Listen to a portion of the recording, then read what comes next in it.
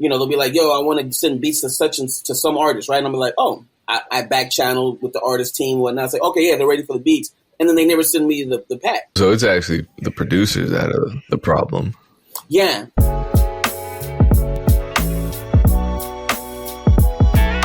What's going down? It is I swear I almost called it the MEC. We're still at odds.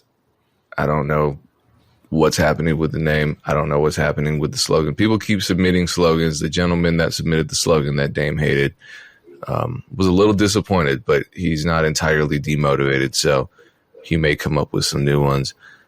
We have a special guest today, and he is a manager extraordinaire. He loves being up early. From what I understand, his name is Sallis. Welcome to the show. I probably botched this intro. There's probably way more I could have added. Oh, so, Dame, why don't you? It's fine. Thank you for having me. I don't know if Dame has anything else to add, but it's a pleasure to be here. Yeah, I mean, he's been in the industry for, probably almost 2 decades, maybe. I don't know. Yeah. Manages DJ Head. That's how I've interacted with him most over the past couple of years, just with different events that Big Job was doing. DJ Head is probably the most prominent non-artist. I mean, DJ is an artist as well, but music artist, front facing. He's probably the most prominent voice we have on the West Coast. And to see him grow over the past decade has been pretty impressive. And Sallis has been a partner in that. So happy to have him here today. Appreciate you joining us, Sallis. I appreciate that. Thank you. What's interesting about, I know the topic that you want to discuss, I don't know if you've seen this meme floating around. It's relevant. I just want to share it really quickly. Now there are all these hip hop content meme accounts that post a lot of stupid shit. I put this on a 6 out of 10 on the stupid shit meter, but fans are talking because they can never really pin down a source. Fans are talking. A discussion is being had, passive voice. Most rappers aren't real artists, singular, and are only in the game for capital gain and not the actual art or uplifting the people.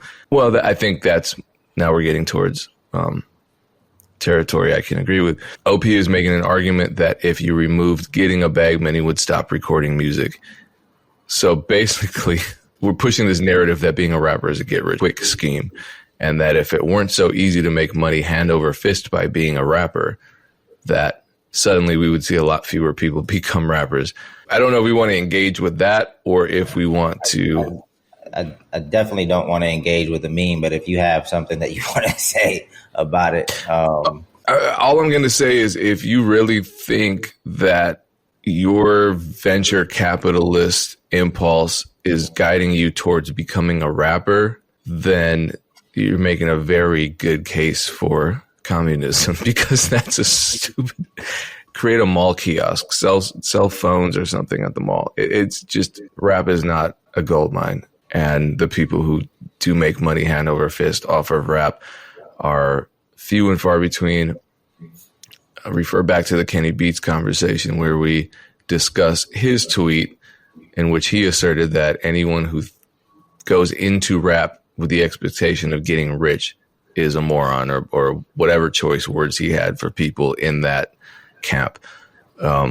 But speaking of money and music, I know we wanted to extend the conversation of artists at different levels, particularly at the level at which they actually start making money and how things change. Dame, how are you feeling about that topic?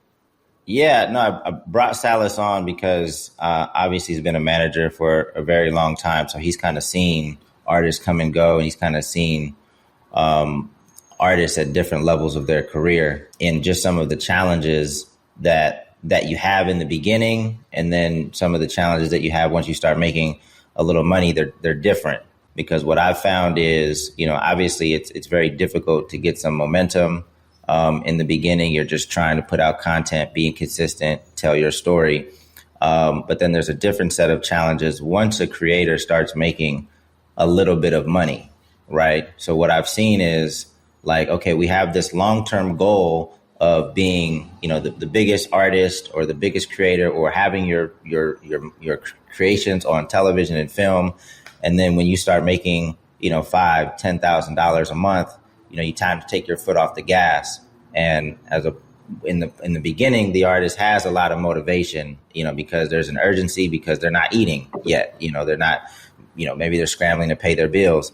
Once they start paying their bills and getting a little comfortable, they start taking their foot off the gas. And at that point, the manager has to become like more of a motivator and a constant reminder, like, hey, this isn't the end goal. This is, just the very beginning. We still have a long way to go if your goal is to still be, the biggest artist, or to have your stuff on television and film. And I know, and I can't say for sure, but I wanted Sallis's opinion, and Erinn and Payne, even you, your opinion on these, if you have seen something similar. Have you seen artists kind of take their foot off the gas because that maybe they have their phone bill paid now, they're eating okay, but now, there's just not that urgency anymore. Have you seen that, Sallis? Oh no, tremendously. So, I've even before I got back into artist management, I would help artists out with, consultations and just, wanting to see other people, see them win. And, you take an artist, who's getting beats, free beats or beats from, YouTube, or establishing relationships with, up and coming producers. The producers isn't tripping. They just, want their, someone to rap on their beats. They put out, a song or a project. It gains traction. And maybe they then go and do, this was years ago, maybe they go do a deal at an independent distribution company. Let's say for the, purposes of an example, like an Empire or whatnot. And Empire is now giving them, some marketing money, but doesn't necessarily give them any kind of recording budget and whatnot. So now they're like, yeah, you secure the music, we'll help market it and whatnot.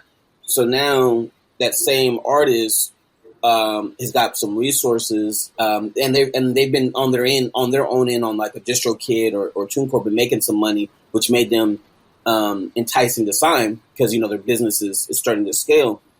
Now it's like, well, you have to like pay for production, and it's like, well, like what do you mean pay for production? Or papering up an agreement to secure the record, right? So that means making sure that you have an attorney, a real attorney in place. Or, if you're going to use a sample and an interpolation, you got to pay for, that and all these things. And then, they were getting videos that were someone was either shooting off the love or shooting for $150, couple $100. And it's like, it's cool. It's a nice run and gun, but it looks like that, right? It looks like, you guys took a couple of hours somewhere in the neighborhood, got a couple different, scenes and angles and whatnot, and then used a bunch of effects, and that's your music video, which is fine. But it's like, but there's value in investing in maybe, a $2,000 video and a $5,000 video, and, to scale up, adding more quality. Well, when someone who was making nothing, now is making, let's say, annually high five figures, right?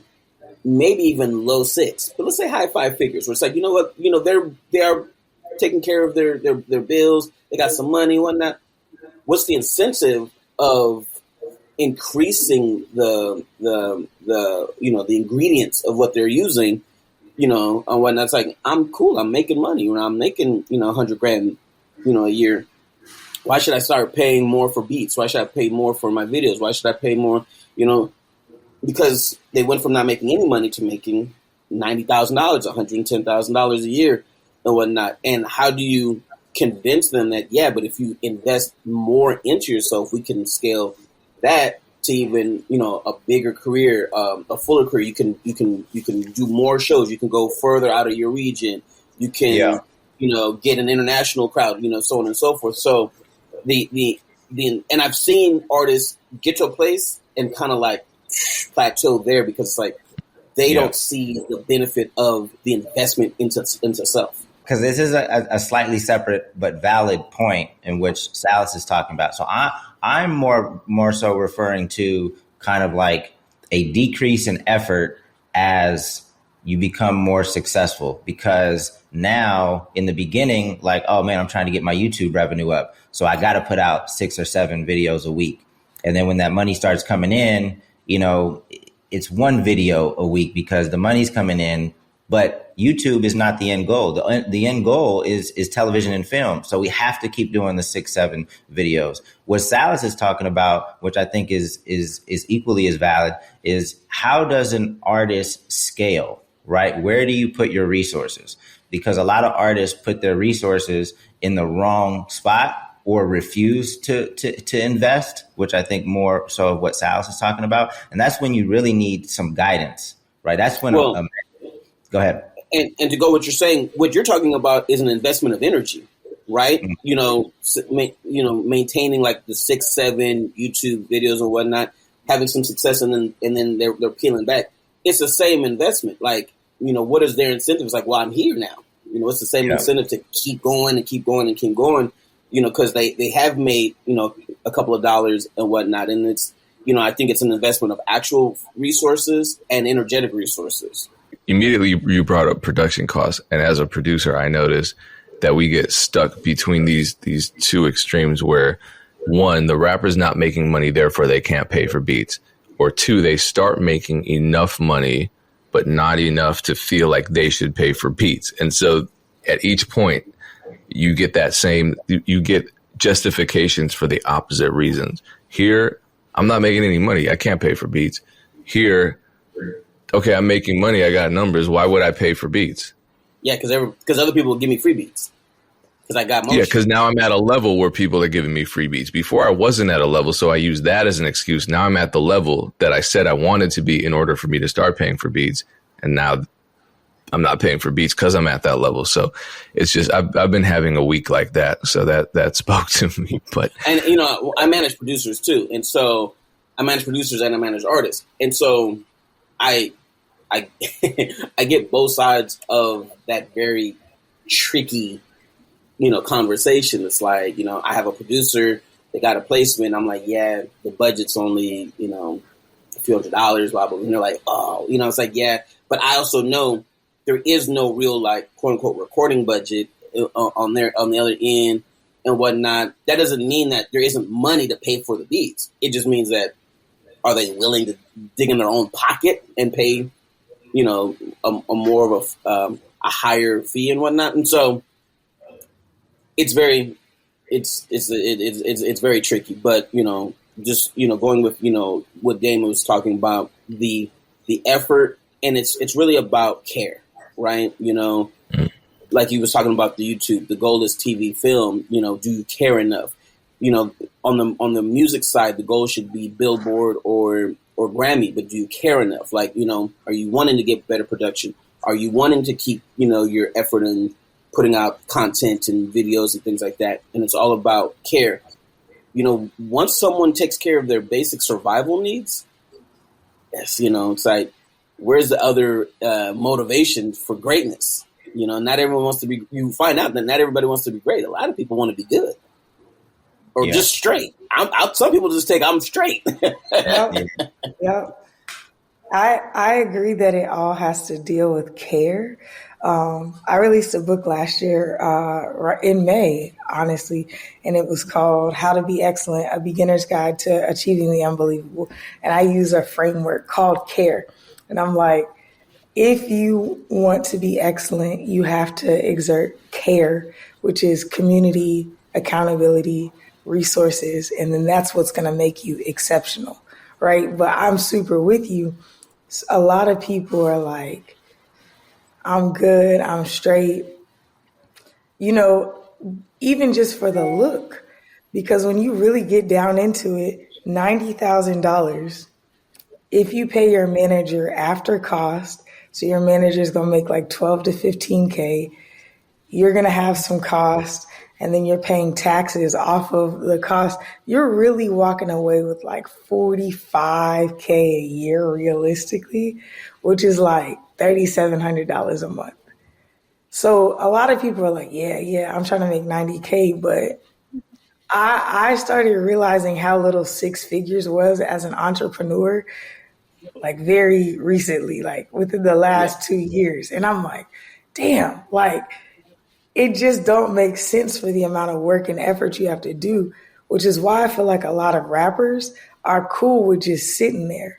It's a lot bigger than, oh, I want more money or less money, which is why it's funny what Payne started this off with as a meme, because a lot of people, once they realize what it takes to get to 100K, 150K, even 250, 300K, that's about the level I was working with most of my artists. It either makes or breaks some people. It's exhilarating, and some people are like, man, if we're here, we can go to the next level. A lot of people are like, man, if I had to work this hard to get here, to maintain all of this, to pay the proper people, because you really can't, if you're doing it on your own at the 300 to 500K level, it's unsustainable. So it's like you're going to have to bring somebody else in, and you're going to have to bring in other ideas. But 9 times out of 10, you didn't get to that place by yourself. So you start looking around like, well, I need to cut this, I need to cut that. I worked with an artist for almost 5 years who started doing that last year. And I know his money is declining. He's cut over half his team because he thought he could run it on his own. You can't. Like, if you want to scale, you've got to be able to have the right people in place, and then you have to empower them. There's nothing like losing momentum because the people around you see you eating and they're not. So there's like a lot of psychological and team building things that go into scaling an artist. But even when you're looking at just work ethic, now I believe, I've heard this, I haven't gotten there yet. I've heard your first 100K is harder to make than your first million, but your second, third, fourth, and fifth million are even easier to make than both of those. So like I've heard that too, because it's like once you get the practice in place and you get the energy in place, they say a lot of times it's like it may take you 5 or 6 years to get to 100K. It may take you another 3 or 4 years to get to $1 million. But after that, you'll probably be hitting more millions within the next 18 months if you have the things in place. So I just think a lot of times it's a mentality issue. We have creatives expected to be entrepreneurs, and sometimes they exist in the same body. Sometimes they can be taught, but a lot of times it's not the same thing. So you have to partner a creative with an entrepreneur. Well, it rarely exists. Yeah, right. You have to partner 100%. A creative with an entrepreneur, and then you guys have to decide to coexist and equally value each other.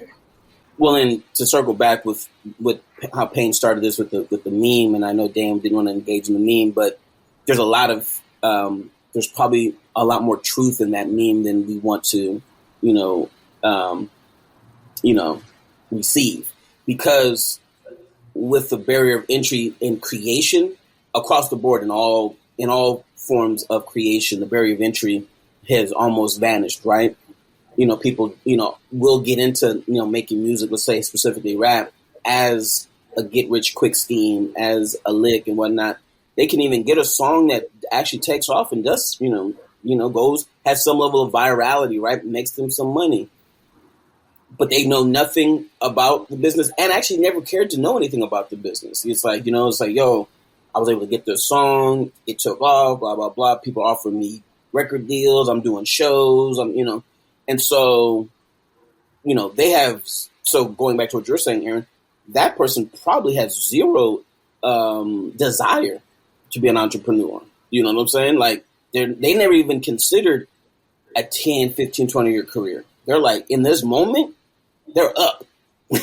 They're up right now. And without knowing why and how to sustain it and whatnot. And so they don't have any of the tools to, like you said, build something that is to build an actual business, because every artist is their own standalone business. You know what I'm saying? Especially as you scale it. And yes, and the people around them, their team, are just like in any other business, people who would have quote unquote jobs in any other business, right? To keep the brand and the business going. But you'd have to understand that, and artistry and entrepreneurship rarely truly like intersect. The artist that I was referring to is actually the most entrepreneurial artist I've ever worked. Well, one of them. I won't say the. I think the thought process was, oh, I see how they did it. It can't be that hard. I'm just going to take this over and keep more of a percentage for me. But I think that's a common misnomer, even with people who. So they were more of a capitalist, huh? For sure. But genuinely great artists, great at their art, good at what they do. But I think there's a misunderstanding and an oversimplification of how much intentionality and finesse and understanding it takes to be great at the business of music, because it's ever evolving and requires you to be consistently making new relationships and up to date on what's happening. And a lot of times, even if you're an entrepreneurial artist, your top interest is you. Whereas a great business person, your top interest is expansion or growth. So by any means, whoever is around that is going to expand and grow. But I know for me, I'm thinking about growth and expansion. Dame is always thinking about that. Obviously, it's going to benefit me because if I grow and expand, everybody around me does. But artists don't typically think growth, expansion. They think me. And then they're like, do people like my art? Do they celebrate me? So it's like, it's just two different ways of looking at business, even if you're an entrepreneur, even if you're an artist who iterates as an entrepreneur. It's way different than somebody who's a business mind and their singular goal or thought process comes to expansion. Like Dame is going to be successful whatever industry he works in because he's a businessman. I feel the same about me. And so it's like, whether I'm in music or in finance or in government, I'm going to find my own lane and I'm going to work to expand. Whereas artists, they're going to have to be in some sort of creative iteration of their own headspace, which is fine.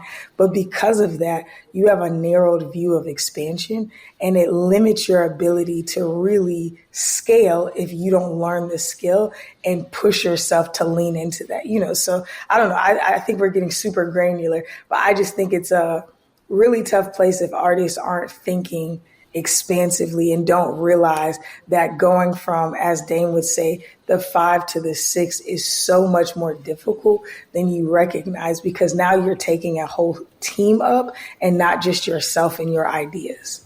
Well, a great example of that would be the one-hit wonder rappers who parlayed their quick 15 minutes of fame money into long-standing generational wealth, like the Mims. People, this is why I'm hot. He was a one-hit wonder. He wasn't, but whatever. And I was always a Mims fan, and I like the guy. But he ended up investing in apps, and probably made twice as much money in apps as he ever did in rap. So clearly, there are some rare exceptions, because who would think to invest their rap money into something in the tech world, especially something as novel as an app. And you see that with rare artists, rare creatives, YouTube creators who invested in certain startups that were purchased by Disney, that kind of thing. I forget what the company was and who the creators involved were, but yeah, suddenly you make that investment and, the prerequisite for that is you have to be aware of the benefit of some kind of long-term plan, and you have to be receptive to that. And yeah, as you were saying, just like the meme, it's correct, but for the wrong reasons. It's not correct because the truth is being presented in the meme. It's not that, a rapper and they put 50 Cent on there. Like, come on, you think 50 Cent got rich quick? Don't we know his story? Rappers don't get rich quick, and that money doesn't just fall from the sky. But the true part is that's our perception, and it's so much our perception that this is just the narrative under which we operate when we're jumping into the music business. That's why everyone thinks the second you get a plaque on the wall, you're a multimillionaire. That's why the second an artist goes viral and gets 100,000 plays on a song, suddenly everyone's looking at them like they made it. And it's a reason why someone like me, who asked for a couple $100 for an exclusive beat, is now the devil, because, why am I trying to squeeze all this money out of these new artists? And why can't I just work for free? I already made it. I don't have bills. Like, the second I I hung a plaque up on my wall and the bank called me and they're like, sir, your mortgage has been dissolved. You're doing it big. And I was like, thank you. And then the electric company did the same thing. They were like, you know what, sir, you shouldn't have to pay for any of your municipal bills because that record you did for Poof Shiesty and G Herbo, that was hot. So free electricity for the remainder of your existence. Yeah, it's crazy how ignorant we can be. Well, I queued up this conversation because I want artists to think a little bit ahead. I want them to value their team and have these conversations early. Because when you don't have these conversations, you're just thinking about yourself. You see the money that comes into your bank account and you're not really thinking about your team and how you're going to compensate them, because you're going to need a team if you want to get past a certain point. And everything can break down if this communication doesn't start early and you're not concerned or worried about their success as well. Because if you think about it, if a manager is getting 15, 20%, whatever, typically an artist is just thinking about their bank account. Well, your partner might be working just as much, if not more than you. They want this to be their career as well. But also on the management side, like, you need to think, okay, if we aren't having these conversations, you need to start diversifying your efforts, because obviously this person is more so just kind of interested in they're not seeing the full picture. They're not seeing the team. They're seeing themselves. They're seeing an individual. And it's typically in the words that they use and the words that they choose, right? So if they just keep saying, I, you kind of know who you're dealing with early on. So for the people that are supporting artists, you definitely might want to diversify your efforts in the beginning, more so if the artist is not willing to have these conversations or doesn't recognize how important the team is. So yeah, but we can move on to the next topic, so we don't have to so we can get. Well, I want to ask Sallis something, because you manage artists from diverse corners of the creative industries, DJs, producers, recording artists. Is it the same across the board? Does everyone hit that level of laziness equally, or is there something fundamentally different about being a recording artist than being someone who's traditionally in the background, like a producer? I've been blessed at this point in my career, and I've been fortunate that the people that I work with, they have an internal motivation for their personal greatness, and I haven't run into them becoming stagnant or lazy. They're if anything, they're like starting to really receive how grand their professional experience can be and whatnot, and I'm very much a big thinker and talker, and I tell everybody, I'm trying to hang banners in the arena. I'm that guy. I'm not.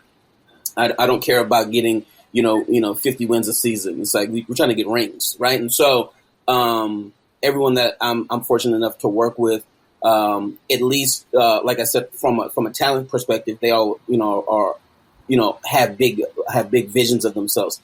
Some of my producers aren't. They can lack some pace as far as like, there seems to always be an excuse for like, getting beats to me. Like, they'll be like, yo, I want to send beats to such and to some artist, right? And I'll be like, oh, I back channel with the artist team and whatnot. It's like, okay, yeah, they're ready for the beats. And then they never send me the pack. And it's like, you told me you wanted to get the beats to the, what I'm saying? Like, so my producers sometimes can lack, the proper, motivation. But all my other talent, no, I don't. I actually haven't had that issue. I've been very fortunate in that way. That's impressive. Oh, so it's actually the producers that are the problem. Yeah. And I think the thing, and you're a producer, you probably, do the bulk of everything you do from home and whatnot. When you're at home, it's like, what is the motivation to, whatever, picking your own pace, right? How often are you going to cook up? Are you going to be intentional with your cook-ups? Are you going to, whatever it may be. And, sometimes I have a job and whatnot. I'm one of those guys, I don't care about your excuses. Like, I just don't care about your excuses. We all have excuses and reasons not to do things. You told me you want to do this. Like, you told me you want to be a producer. You told me so your excuses don't matter to me. Do what you need to do, and whatnot. And I think sometimes, the producers can lack, consistent, motivation to for their own output of whatever that is. I'll be like, yo, I'm in the studio with somebody such and such, and they're looking for for beats, and they're like, oh, all I got is like 3 beats on my phone or whatever. Send me whatever you got, but I'm just letting you know I'm out here working and trying to make things happen for you. So I'm as good as what you give me. Is it easy to maybe we run into this issue because people don't know what it takes to make it. And in music, people make it different ways, right? Yes. Maybe not as many people aspire to be a doctor because they know ahead of time they're going to have to go to college. They're going to have to go to med school. And then there's going to be a certain amount of training before there's actually you become a doctor. It's transparent. It's a transparent path. If there was a transparent path to becoming a successful producer, would less people want to do it? And if the transparent path was fairly difficult, I think the lack of transparency kind of messes up a lot of things and allows people to be a little bit more delusional. I think the imagery of specifically, I would say I think the imagery of Black music, especially like rap music or whatnot. And then adding social media, it just seems like it's just very lush and grand, experience. When we all know that it's just a lot of hard work. There's a lot of people who don't make it. There's a lot of people who can kind of like etch out a nice little middle class career and existence or whatnot. But the idea of that it doesn't take hard work. Is very much a misnomer and whatnot. Like you're gonna have to work your ass off. It's like and it doesn't matter, whether you're the producer, the artist, the manager. Like we all, if you're gonna be great at it, this is not a 40-week input, 40-hour week input. You know what I'm saying? Like you have to. It's 24/7. It's 80, 100 hours a week. It's whatever it's gonna it's gonna take and require. And so the lack of transparency, like you're saying, Dame, yeah, and we've swapped out since there is no transparency. There's this image that's promoted that it doesn't take that much and it goes back to that meme. It doesn't take that much to get to this level of success. And it's like, no, that's actually not accurate at all. And so, yeah, people don't know what it's really going to take. Also, how long it's going to take. I know. Yeah. I have an artist that I started working with. He had a big record a couple of years ago that helped get a situation and all that. But a lot of people don't realize he was rapping for 10 years prior. Yeah. And then one record finally caught and got motion, and then his back catalog started going blah blah blah. But it's 10 years of just getting shots up. Yeah, I want to talk about the John Bellion interview. I'm a big fan of John Bellion as a writer, producer, artist, like on all levels, whether he's making the song from scratch and releasing it or writing for Justin Bieber, et cetera, et cetera. I love John Bellion. Was glad to see this interview. I'm looking forward to him doing more interviews. The interviewer was not quite my flavor. That's not any shot to anybody, but John was great. So I feel like a lot of people have watched it. Several people send it to me, whether they know I like him or not, or just for my perspective on it. And I've held my words until we talked about it today. So I thought it was fascinating. I thought it was sad to see what caused him to step back. It's unsurprising though, because, the industry is a tough place for people who aren't well educated on the way that it's composed. So I feel bad for anybody who has to go through that process, but I also hope that this encourages more people to learn about the business, because at the end of the day, something that I really respected is that he was like, I had to take responsibility for this and understand that, I was part of the problem by just accepting it because I was excited, that they offered me more money than I'd ever seen. And I thought I was rich off of $20,000 on an advance, but I didn't look at the deal points, And then he even broke it down and said, you could tell somebody it's a bad deal, but just because they've never had that type of money, they're still going to take it. So he was essentially saying, educate yourself, But I also know that the powers that be recognize that we could just wave a magic wand of a little bit more money than you've ever thought about, and we can take all of your rights. So I don't know. It was interesting. It was a sad narrative on the music industry. I felt like he had a couple of like really solid points that I saved. Like he said, the idea of the music business is very reactive, and he talked about how it doesn't make way for the creatives to really be creative with the money. It's like you have to be extremely creative and essentially prove your concept, and then the money comes, which I think is life. But I do agree with the fact that the industry is reactive. It's late on a lot of things, so late that it's trying to replicate things that are almost off trend. And then you just see it so often, it re-becomes the trend. So I felt like that was fascinating. He always said that the best and the brightest in the industry are always front loading. So you're bringing your best of the best talents, and then the industry gets to eat off of that. So I don't know. And then he said the norm is stupid, which I thought was I don't know, there was a lot of things as someone who feels like I'm an outlier and I've experienced all different sides of the industry. I thought it was a fascinating interview. The main reason that I wanted to bring it up today is because I saw so many artists sharing it. And I hope it encourages a lot of people, but I also want to like caution people. Like John Bellion can sit on the couch and complain because they were actually filming, and there's a part of the interview where they go into this. They were filming in one of his guest house because he's basically buying his whole neighborhood, right? So like one of the houses in his neighborhood has become like his pool house, because like he's just buying the neighborhood and all the houses that he can see from his house, right? Which is super dope.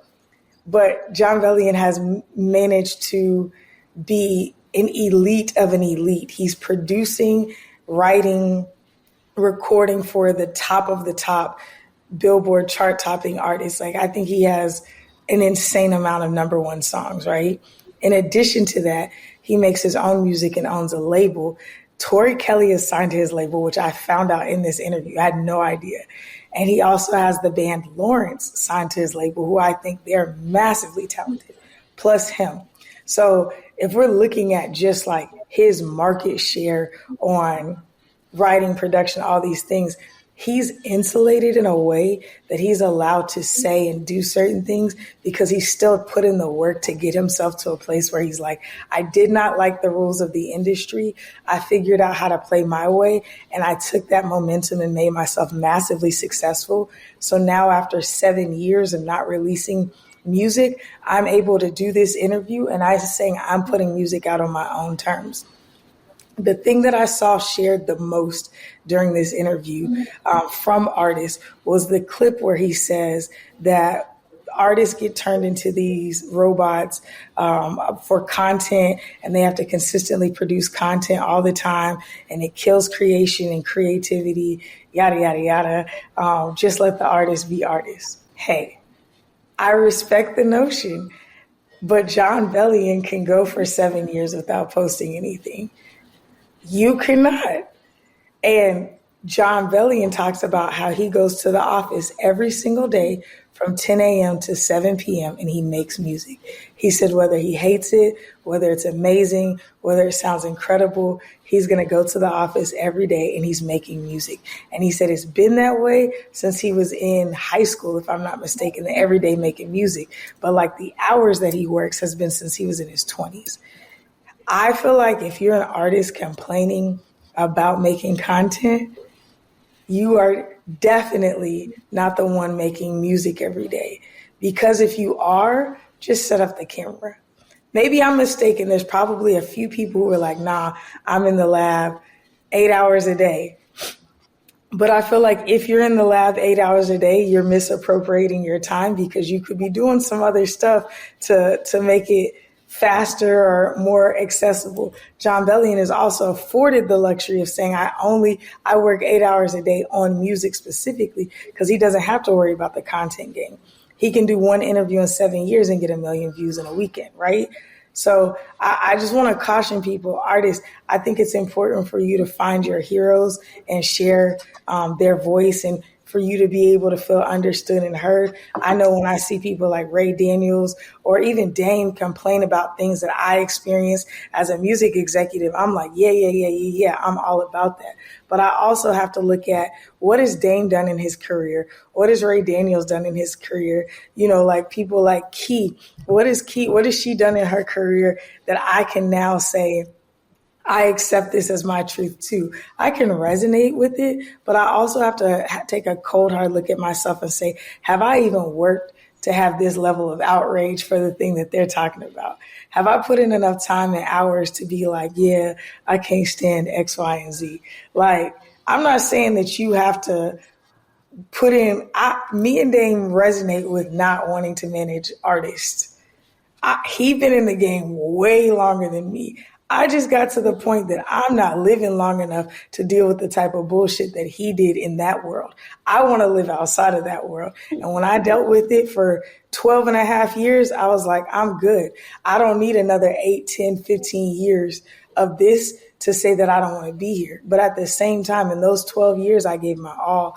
I lived it up. And I'm not standing on my soapbox on the side of the street saying, yeah, management sucks, so I went corporate. No, I'm still in the music industry. I'm still out here. I'm making more money, spending less time, and sleeping more with less headaches. So I just want to caution people, like, I'm not trying to kick anybody off their boohoo bed. And I know it's fun to complain about stuff, but like, let's look at the full context of the picture of who we're talking about. Like, you and John Bellion probably not having the same issues. And if you are, cool, but let's look at how he's here able to talk about them. He's overcome that by saying, I'm going to put in the work and be the best version of me.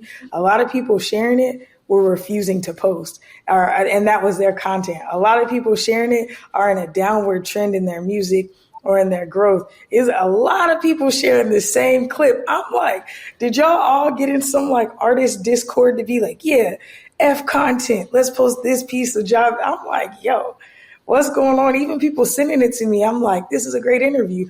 Do you want me to clap for you now? Like, I don't know. I just think we got to have some more, like I always say, the ball is always in our court. Let's hold this. Like, I resonate with a lot he said, even about the industry and how treacherous it is. But we still got to get up every day and make it better, you know? I mean, I think this is just another case of like a lot of artists, they're just looking for excuses that aren't their fault. So when an artist says something that talks about the industry and it's a reason or something that's holding artists back, artists like to hone in on that and they're going to celebrate that because now it's not their fault. We talk about that time and time again. But the cool thing is like, you know, John Bellion talks specifically about how the industry is set, like from a touring perspective, and how, you know, Live Nation is making all this money off of the ticketing fees and the parking and the hot dogs and the things like that the artists never touch.